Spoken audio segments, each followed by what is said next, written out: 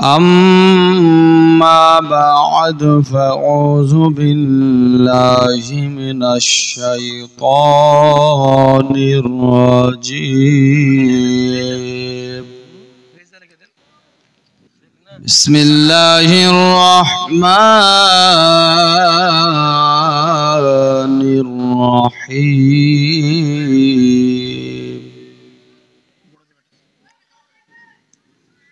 قل إن كنتم تحبون الله فاتبعوني يحببكم الله. صدق الله العظيم. صدق رسوله النبي الآمن المتين الكريم.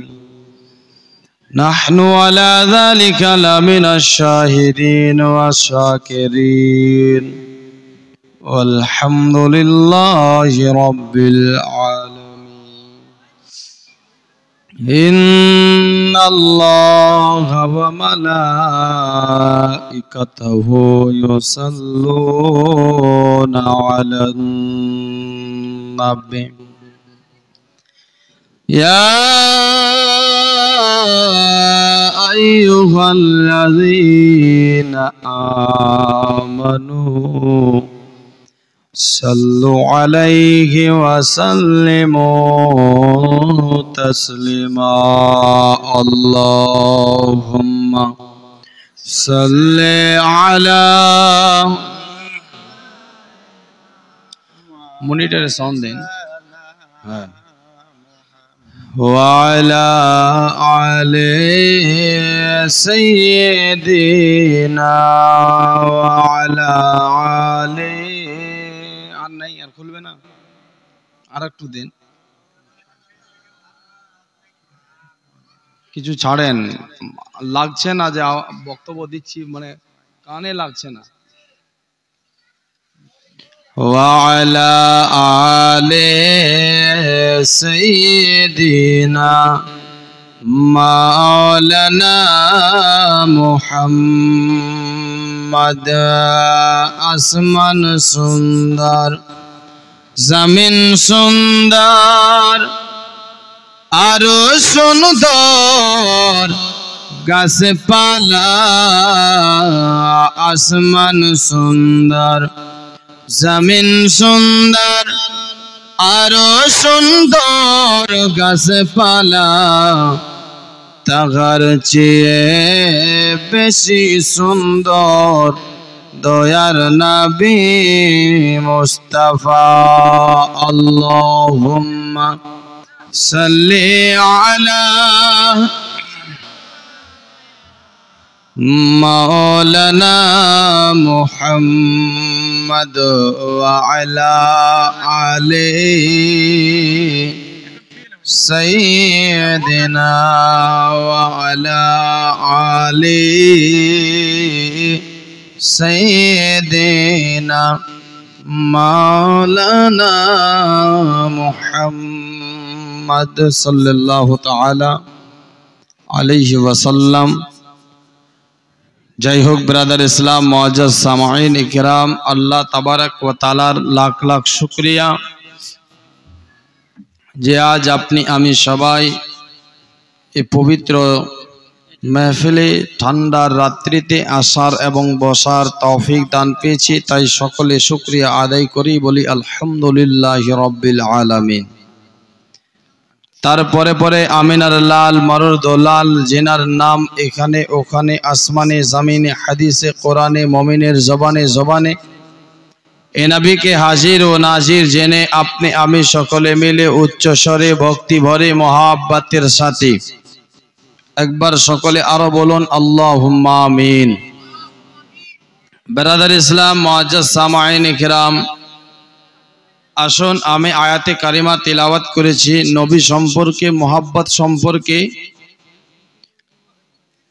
তার আগে অভ্যাস মোতাবেক আসুন দু তিনটা ছন্দ, তারপর আমি আমার বক্তব্যকে এগিয়ে নিয়ে যাব।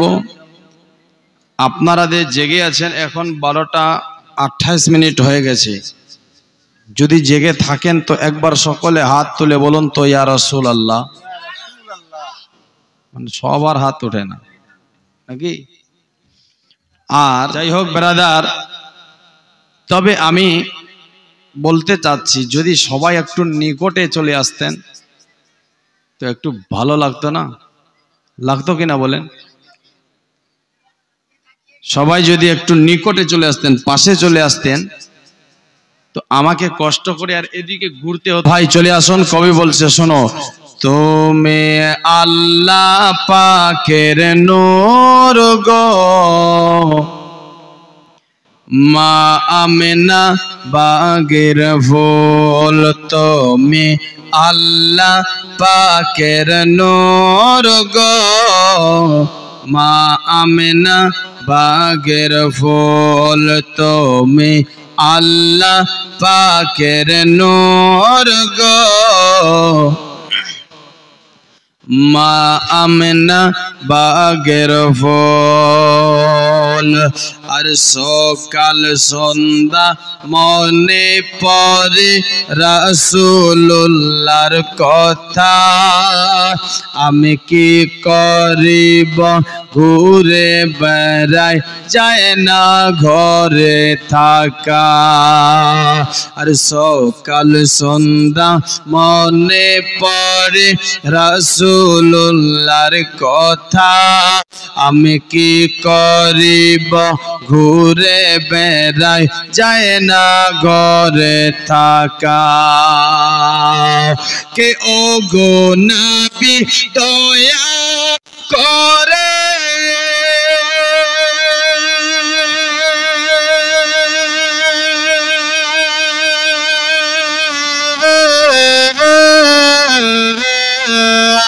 ও গো নবী দয়া করে আমায় দেখতে দিও স্বপ্নে ঘরে।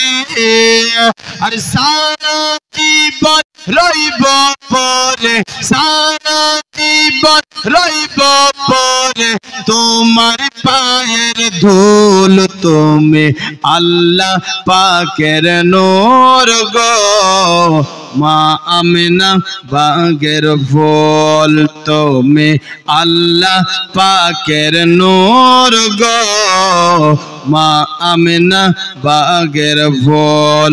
একবার আরো জোরে সোরে বলুন সুবহানাল্লাহ। আর সবে কিছু পড়ে দেখলাম হাদিস ও কোরআনে, আর সবে কিছু তৈরি হলো দয়ার নবীর গুণে। সবে কিছু পড়ে দেখলাম হাদিস ও কোরআনে, আর সবে কিছু তৈরি হলো দয়ার নবীর গুণে। তুমি আল্লাহ পাকের এত প্যারা,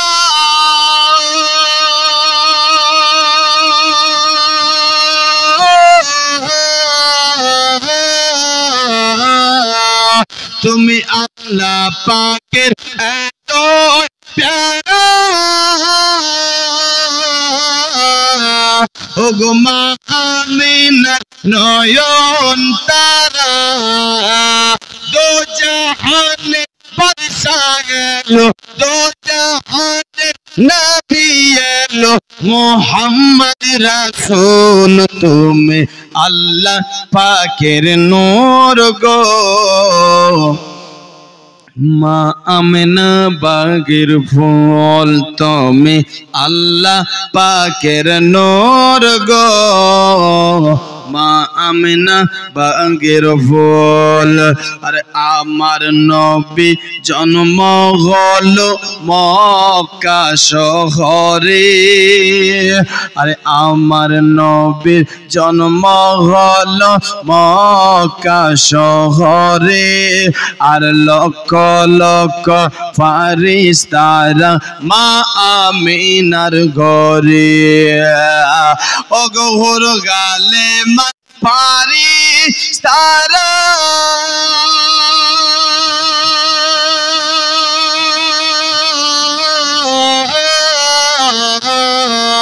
और गनीमत फरिश्तारा ओ गुसालम दे नबी के तारा दो जहान बादशाह लो दो जहान नबी लो मोहम्मद रसूल तुम्हें अल्लाह पाकेर नूर गो मा आमिना बागीर फूल तुम्हें अल्लाह पाकेर नूर गो मा आमिना बागीर फूल। जय होक ब्रादर इस्लाम मुआज्जज सामाईन, আসুন আমি আয়াতে কারিমা তেলাওয়াত করেছি।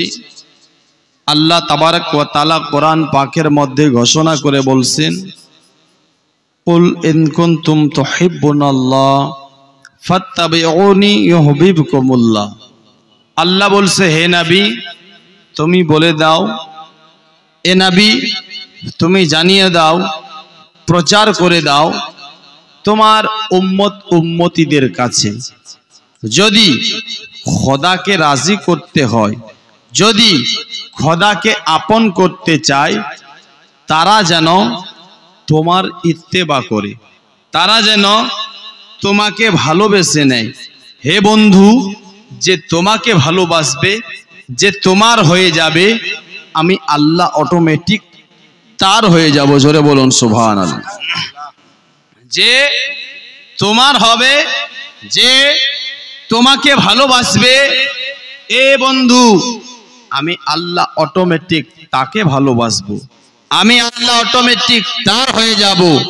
দোস্ত বন্ধুগণ ভাই, এটাই শুধু নয়, আল্লাহ আরো বলছে যে আমার হাবিবের হবে, যে আমার বন্ধুর হবে, যে আমার আপনার বন্ধুর হবে, আমি যে তার হব, এটাই শুধু নয়, আরো বলছেন ইয়াগফিরু লাকুম যুনুবাকুম ওয়াল্লাহু গফুরুর রহিম।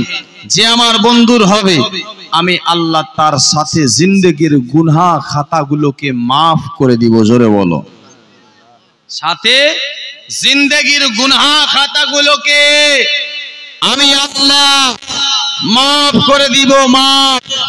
দোস্ত বন্ধুগণ ভাই, তাহলে চিন্তা করুন, এখানে ভাবুন, ভালোবাসতে হবে বেশি কাকে?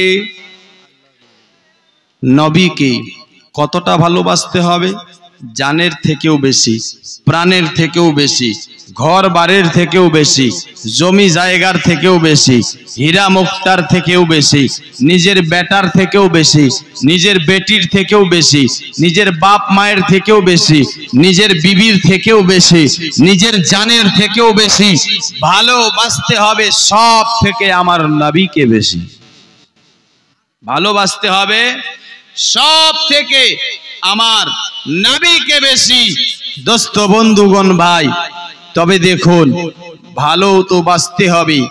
ভালোবাসার নাম এটা নয় আপনি সুদের ব্যবসা করেন, ভালোবাসার নাম এটা নয় শরাব পান করেন, ভালোবাসার নাম এটা নয় মেলা সাজান, ভালোবাসার নাম এটা নয় বাজারে আপনি ঘুমেন, ভালোবাসার নাম এটা নয়। বেরাদার বন্ধুগণ ভাই, নামাজকে ছেড়ে দিন। এ মুসলমান, আজ মুসলমান তো নামাজ পড়ে না, আজ মুসলমান তো নামাজকে ছেড়ে দিয়েছে, আজ মুসলমান তো নামাজকে তারক করে দিয়েছে। আজ এই মুসলমান দাবি করছে আমি হলাম নবীর আশিক, আমি হলাম নবীর প্রেমিক, আমি হলাম নবীর দিওয়ানা। আপনি চিন্তা করে দেখুন, মুসলমান যে নামাজ ছেড়ে দেয়, যে সুদের ব্যবসা করে, যে হারাম ইনকাম করে, যে আপনার বেরাদার নাজায়েজ কাম করে, যে শরাব পান করে, বলো এ কি নবীর আশিক হতে পারে? এ নবীর আশিক হতে পারে না। মুসলমান ভাই, আজকে জলসা সাজিয়েছে, এই জলসা যদি আপনি বেরাদার 10 বছর না করেন তো কোন গুনাহগার হবেন? কোন গুনাহগার হবেন না, কোন পাপী হবেন না।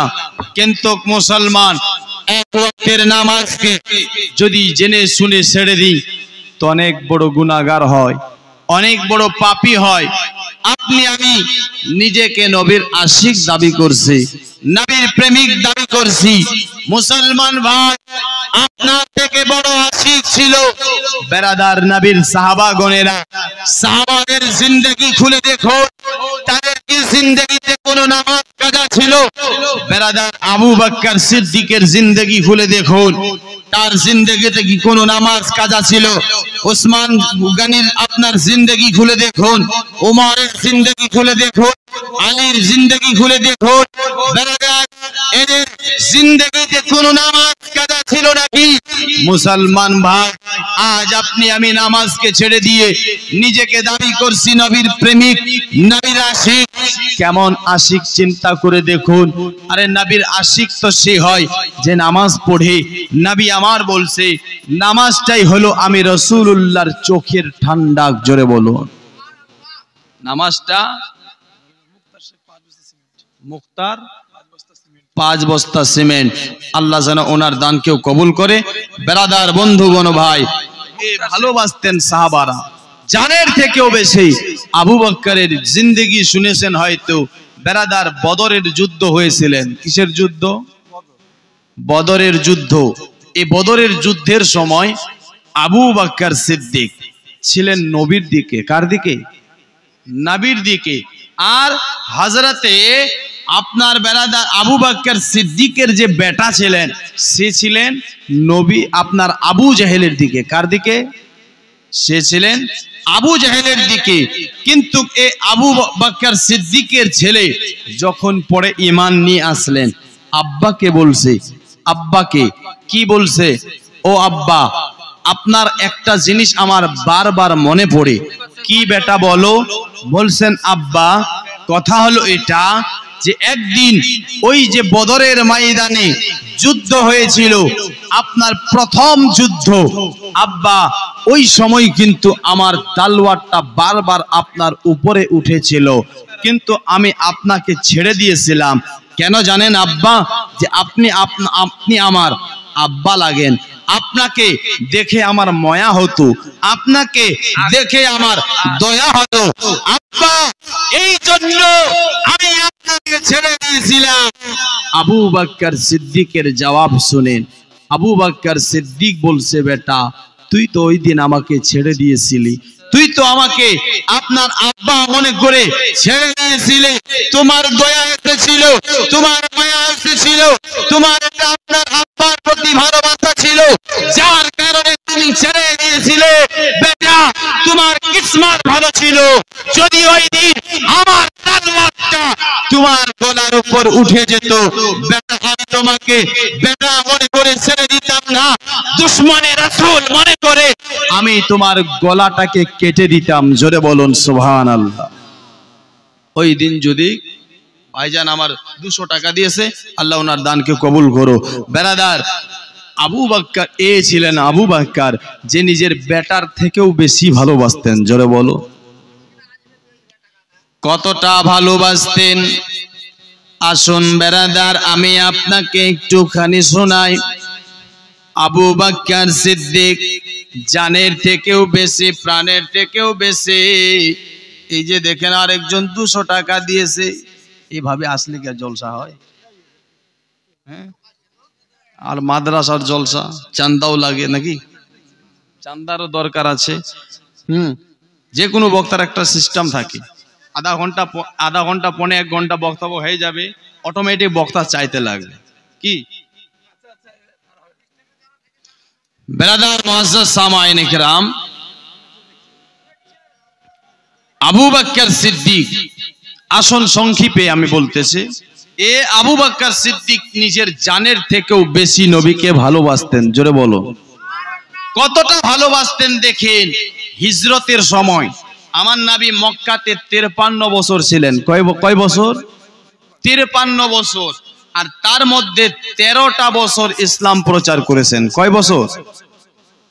13 বছর ইসলাম প্রচার করেছেন মক্কার মধ্যে। এই 13 বছরের মধ্যে নবীর অনেকই শত্রু, অনেকই দুশমন। আপনার তাইফ থেকে নিয়ে মক্কা পর্যন্ত নবী 13 বছর ধরে ইসলাম প্রচার করলেন, কিন্তু অনেক দুশমন, অনেক শত্রু নবীকে মারার জন্য রেডি, নবীকে পাইলে শেষ করে দেবে। কিন্তু ওই সময় আমার আল্লাহ বন্ধুকে হুকুম করেছে, বন্ধুকে অর্ডার করেছে, বন্ধু তুমি জায়গাটাকে চেঞ্জ করো। জোরে বলো।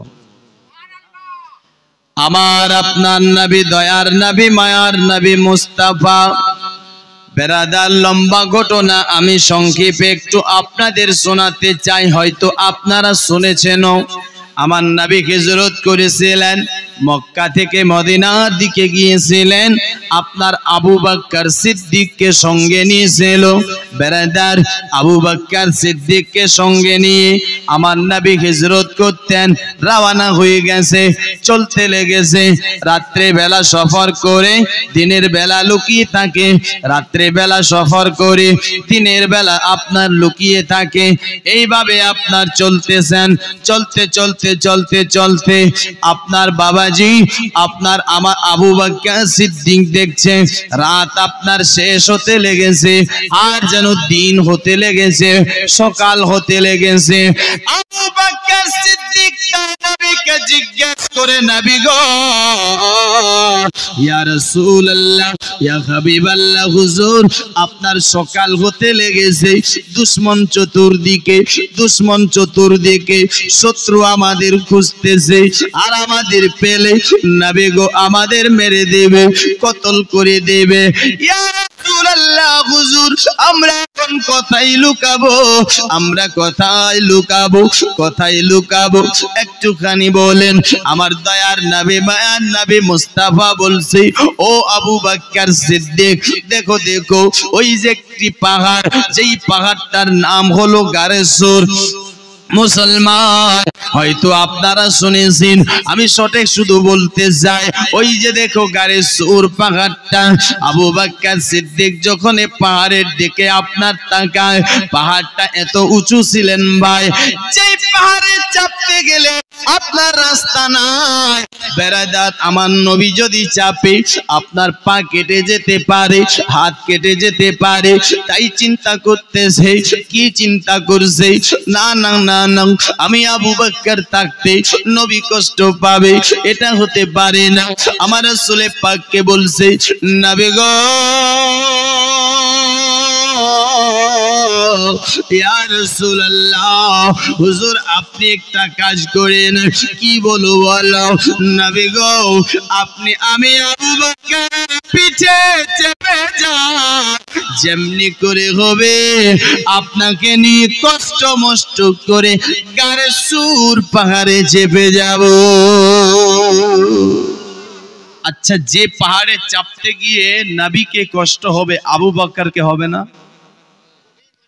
কিন্তু আবু বকর সিদ্দিক নিজের কষ্টটাকে কষ্ট মনে করে না, আপনার আমার নবীর কষ্টটাকে আপনার চেয়ে কষ্টের চিন্তা করি, নবী যেন আমি আবু বকর থাকতে কষ্ট না পাই। নবী তো চাপতে রাজি নাই। সংক্ষেপে বলে, বারবার বলার পরে নবী আমার পিঠের উপর যখন চাপে, আবু বকর নবীকে ধরে নিয়ে আপনার যেন চলতে লাগলো।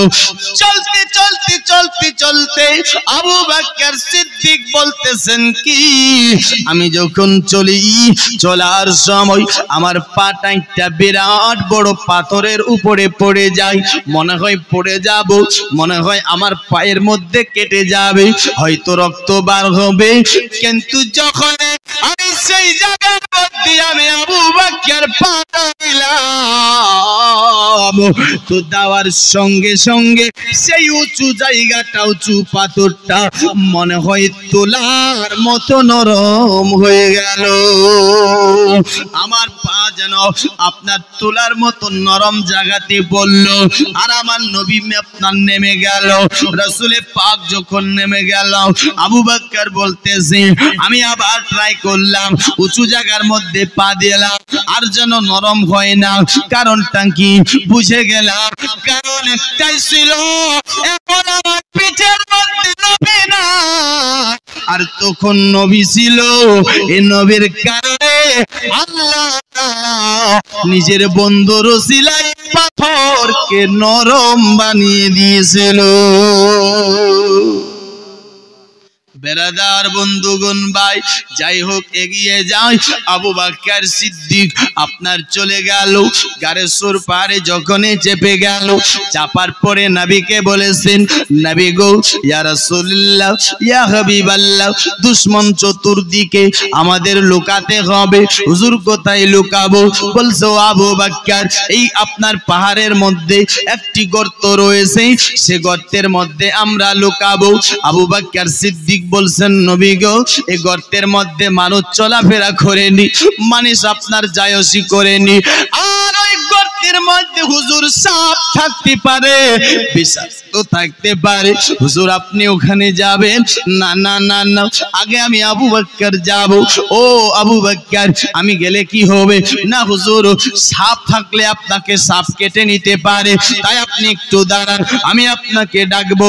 আবু বকর সিদ্দিক ভিতরে গেল, যাওয়ার পরে কি করলো? আপনার গর্তটাকে পরিষ্কার করতেছিল, গর্তটাকে সাফ করতেছিল, করার পর দেখতেছেন ছোট ছোট ছিদ্র, মনে ভয় সাপ থাকতে পারে, বিষাক্ত থাকতে পারে। মাথাতে পাগড়ি ছিল, পাগড়িটা ছেড়ে ছিঁড়ে ছিদ্রগুলোকে বন্ধ করে কিতাবের মধ্যে পাওয়া যায়, কেউ লিখেছে 360 খানা ছিদ্র ছিল। বেরাদার কতটা কাপড় লাগবে চিন্তা করে দেখুন। আবু বকর সিদ্দিক আপনার ছিদ্রগুলোকে বন্ধ করতে করতে আপনার বেরাদার সব ছিদ্র বন্ধ, একটা ছিদ্রর যেন কাপড় নাই, একটা ছিদ্র বন্ধ করার নতুন কাপড় নাই। আবু বকর সিদ্দিক চিন্তা করলো কি হবে কি হবে, শেষ পর্যন্ত আপনার চিন্তা করতে করতে রাদা করে নিল, এই ছিদ্রটার উপরে আমি আবু বকর আমার পাটাকে বিছিয়ে দেব, আমি আমার পাটাকে কি করব? বিছিয়ে দেব। দোস্ত বন্ধুগণ ভাই, এবার নবীকে ডাকছেন, ইয়া রাসূলুল্লাহ, হুজুর আপনি আসেন। নবী আমার গেলেন, যাওয়ার পরে এবার দেখেন আবু বকর সিদ্দিক কি বলতেছে।